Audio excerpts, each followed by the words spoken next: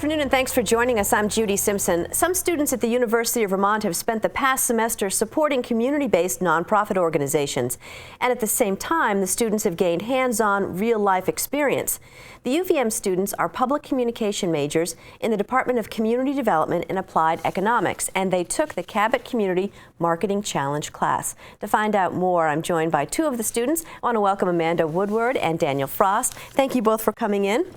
Now, Amanda, tell us a little bit about the Cabot Community Marketing Challenging class. Yeah, so the Cabot Community Marketing Challenge is a class at the University of Vermont in the Community Development and Applied Economics department.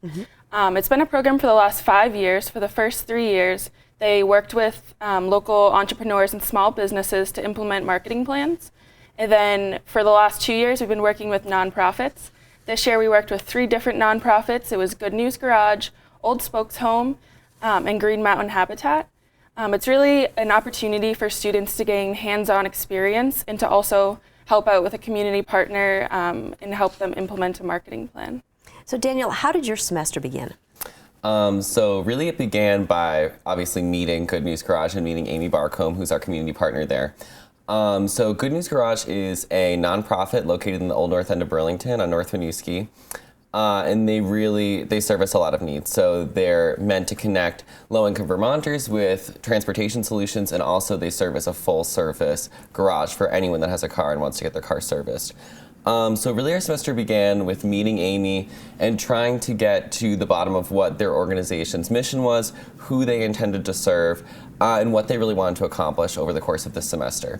So that began with defining their target audiences, which was both donors and recipients of cars, so people that might be willing to donate a car or come into the garage, and then also looking at reaching out and getting our messaging to people that would need to take access to these services and possibly come in the running for it.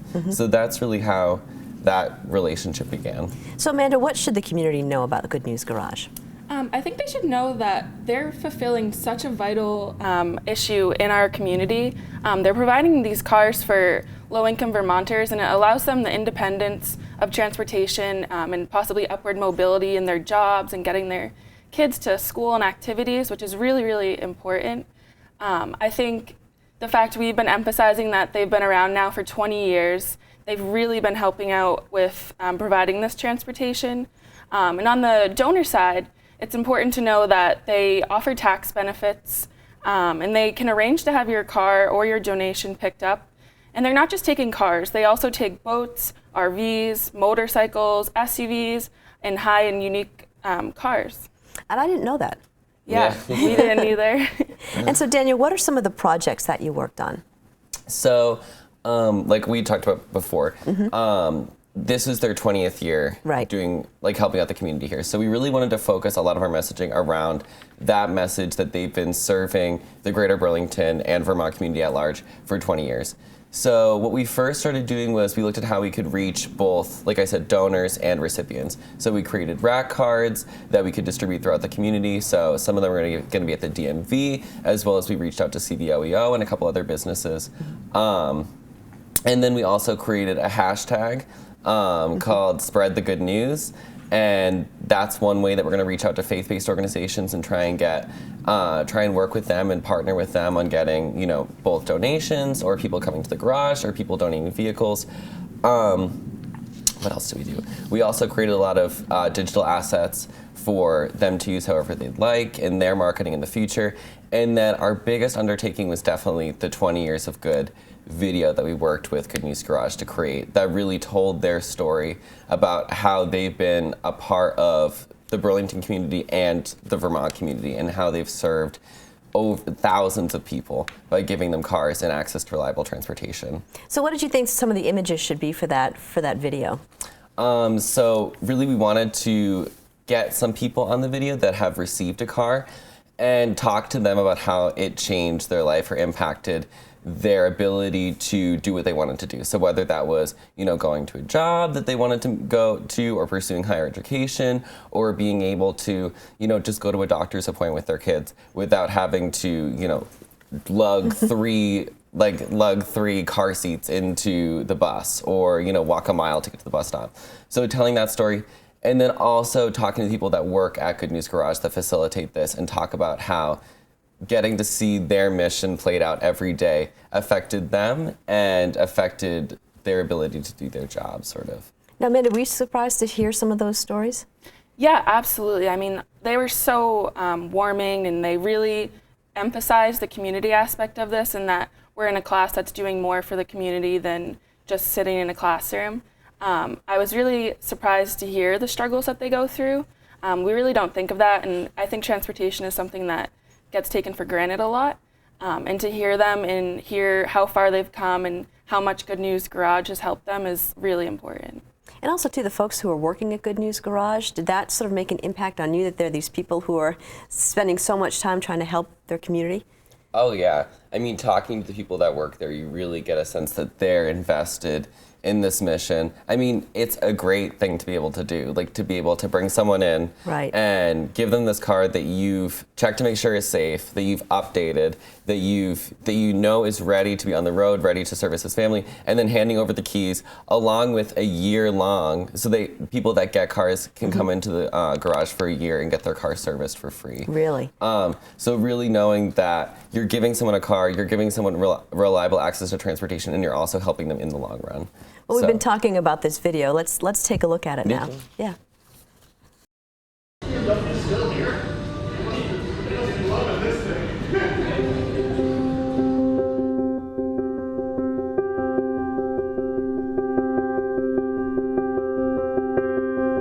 Good News Garage began in Burlington in 1996. It was started by Hal Colston, and he saw that there were people who either they were sold cars that immediately needed repairs beyond what they could afford, or weren't able to get jobs or good paying jobs because they didn't have reliable transportation.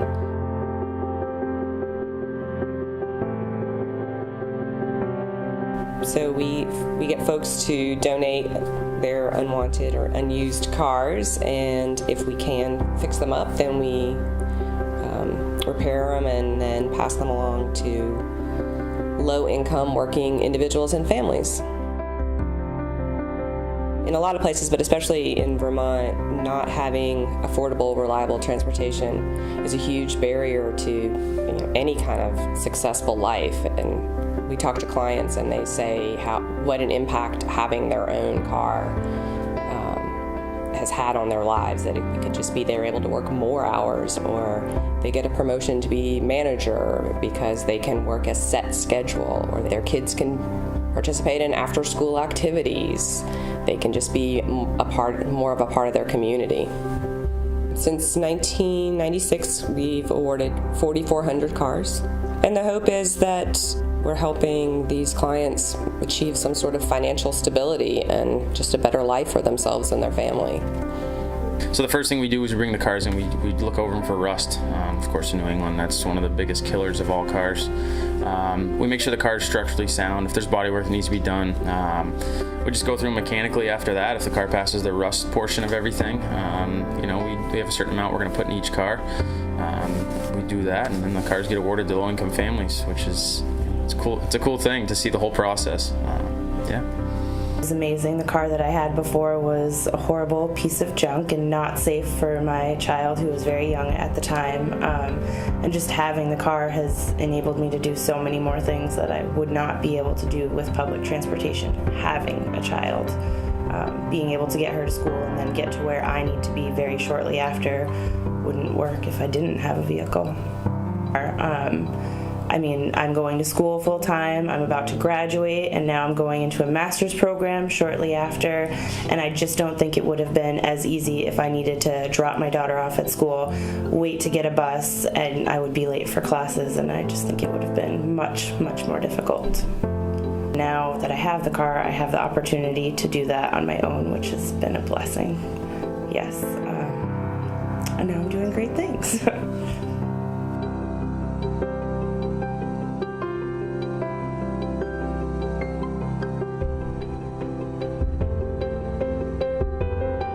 They told me so-and-so's coming in for a car. She's got 3 kids. They're like, 2, 4, and 7, or just, those years apart. And And so, and we're gonna give her a car, and I'm like, okay, and I didn't think about it. And she came to the door with 3 car seats, because all 3 of them needed car seats, and she took the bus here.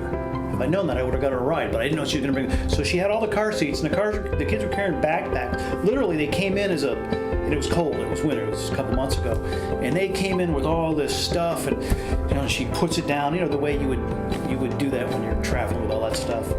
And the first thing I do is I show them the car. I said, okay, we got to make sure you want the car. If you don't want it, then we're gonna have to start over. Most people take the car. And I took her out back, and she lost it. Just the kids, everybody was jumping, and it was really cool. That was like, this is cool. She goes, you give me that car? I'm like, yeah. Because she was tears of joy. She was, ecstatic. She couldn't even believe it. So that's what it's about. So that took a bad day a minute ago. Yeah.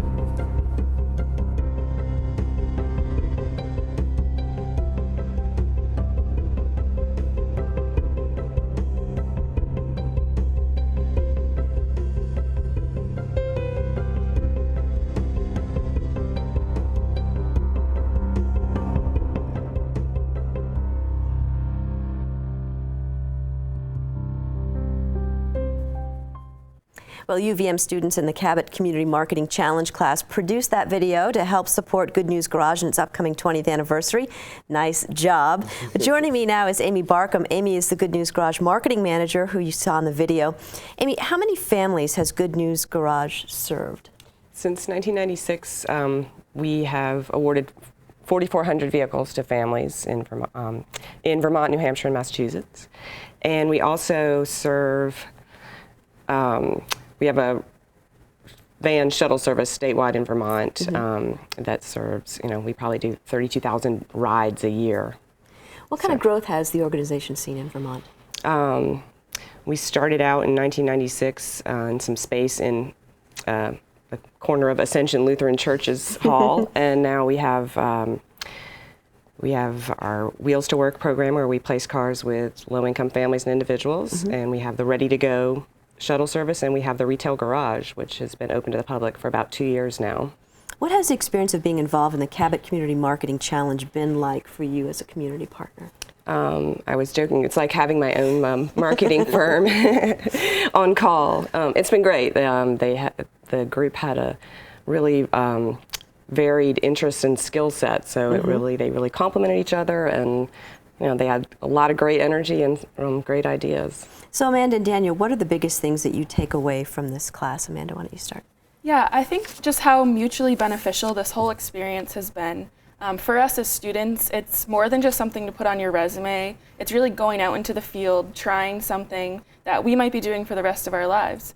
And it's just been an incredible experience. And we're also getting a connection to the community that is helping them create something that betters their program and enhances their mission. And how about for you, Daniel? Yeah, no, everything that she said, and then also just getting that connection to the community and learning more about an issue that affects a lot of communities, I'm guessing. It's expensive to live in Chittenden County. A lot of people might have to work in Chittenden County. Public transportation doesn't necessarily extend beyond the city areas. So being able to learn about the issues that affect Vermonters and being able to work within a nonprofit setting and work with nonprofits, understand the challenges that they go through, and understand how they're really helping a community need has really been great. And then also being able to put on my resume and having Amy to learn from was good. Excellent. Well, Amy, where can people find out more information about Good News Garage and all the things we've talked about today? They can go to the website, which is goodnewsgarage.org, O-R-G, or they can call us at 877-GIVE-AUTO. And that's for people who are interested in donating a car, people who are interested in getting a car, and also people who are interested in having their vehicles serviced. Absolutely. And also you take more than just cars. Right. Cars, trucks, vans, motorcycles, boats, luxury, classic cars. If we're not able to use them in our program, we will auction them off, and the proceeds still go back to helping your neighbors. Well, I want to thank you all for joining us today. Thank you. That's our program for today. I'm Judy Simpson. We'll see you again next time on Across the Fence.